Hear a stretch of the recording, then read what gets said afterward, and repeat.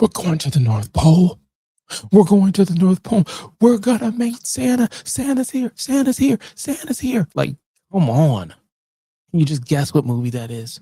Can you imagine taking a pile of snowballs, right? And just whipping them motherfuckers like Randy Johnson. Just yeah.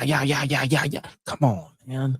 Come on. To have a manager, a supervisor who reminds you of one of the elves, the elf supervisor from the Santa Claus with Tim Allen, with his checklist, and he's just going through like, hey, this setup isn't right, and you get this one guy who just, let me just get into it. We talking the Elf, okay? Not the Elf, it's Elf.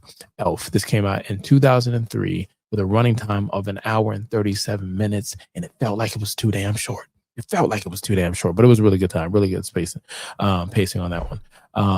Hit the subscribe button, like, follow for more. Here, the Critics Collective would love to have you. And if you see that magical background, it can only mean one thing.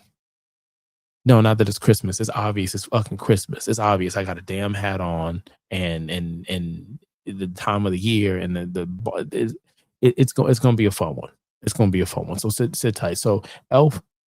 The storyline for Elf is raised as an oversized elf, Buddy travels from the North Pole to New York City. It's always New York City for these movies.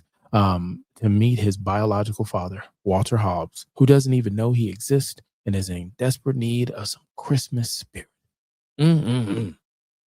Christmas spirit. Kind of makes you want to watch the Polar Express or not. Go check that review. With that being said, let's go into, I'm going to give you my lows. Then we're going to go into highs, and we're going to rate this from a 0 to a 5. You can play along at the bottom in the comments.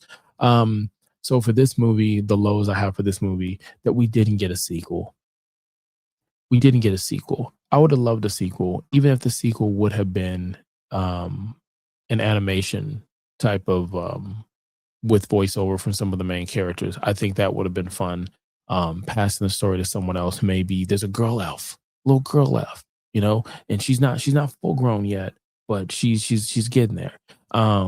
But sometimes it's just, sometimes you just need one. You just need one. Why follow it up and change the magic of it?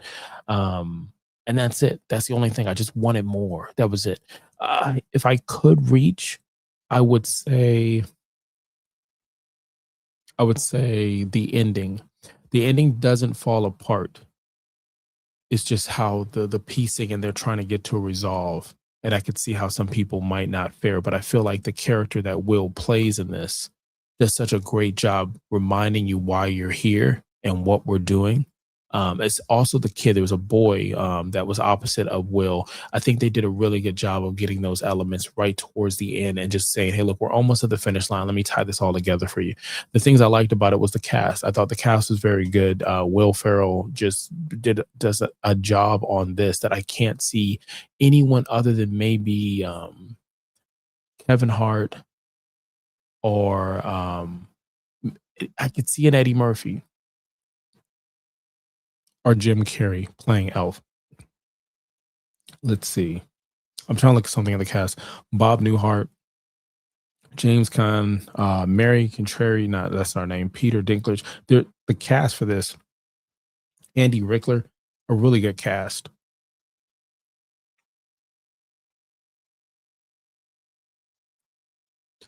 Now, the good stuff that I would say about this movie, I thought the first thing was the cast. The cast, I thought, did a great job. You obviously have Will, who plays Buddy, but you also had the Papa Elf, the late Bob Newhart. You have Walter, did a great job. Just everybody on it. Zoe from New Girl, she's in this. The manager for the retail store, Faison, seen him in other things, and he's done a great job in this. Andy Richter, just a lot of cameos and people who just, when they were on the screen, they were larger than life.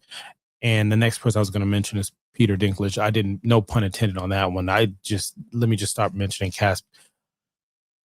The storyline, I thought the story was a very interesting story, interesting look.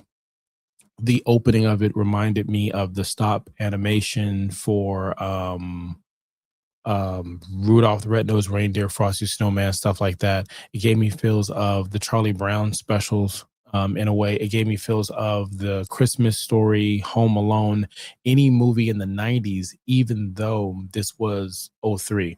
The pacing of it I thought was good. The jokes were funny. Watching Will make up what he wants to eat, and just I think it was like syrup and like candy and spaghetti. The shit was wild. Like, even as you watch this with your kid and have your kid watch those scenes, they're looking at you like, part of it's like, that's wild even for my imagination. But then other parts is like, that'd be pretty cool and try it. The just the magic of what they were creating, Christmas wise. They didn't use a lot of special effects. The special effects was Will's energy and everyone feeding off of that to go into this script. um I can't off right at the top of my head, but every now and then I'll go and say the line where I guess he sees his dad for the first time. He's like, "I love you," and it just feels so warm. I can't really imagine. I don't know. For you to watch this movie and just not feel warmth in your heart. The director is John. I'm not going to try to say his last name, and butcher it. He's Mr. Happy or Happy in the Marvel series. He's also one of the brains behind The Mandalorian and what Star Wars has been doing in that direction for the good stuff. A lot of people say for the good stuff is John. For everybody else, I don't know. Um, I just thought it was a good movie. I thought everybody just felt it, and every year this plays, and when it comes on, it's hard to turn away. So I'm gonna go ahead and rate this. Now you can go check out the Polar Express I talked about. I talked about 8 Days of Christmas from Adam Sandler. We talked about that. Uh, this Christmas, Almost Christmas. We've done some Christmas movies. Whether we put them up there, but it goes from a 5 to a 0. Sorry, 5 to 0 here at the Critics Collective, and we are talking Elf.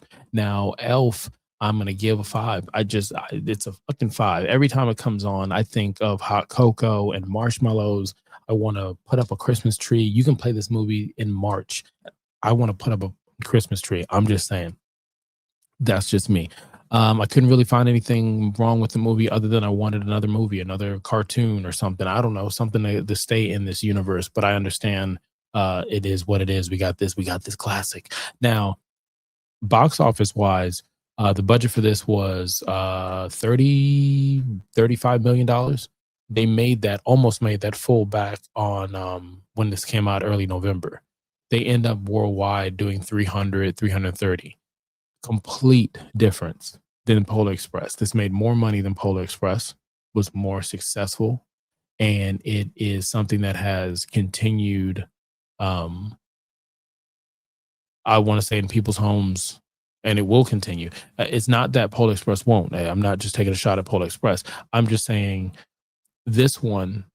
I see some people tying this to the Elf on the Shelf, almost like, hey, it's a live version of the Elf on the Shelf. And no, they're not two of the same. But he has created a character that is iconic and is going to grow into that over the decades when it comes to the holiday season. Also, something interesting to look into is the story behind the Elf on the Shelf and Santa Claus. So, if I gave you some homework, if that gave you some homework, go research the origins of that. But anywho, you could have been anywhere in the world and you chose to be here. Until next time.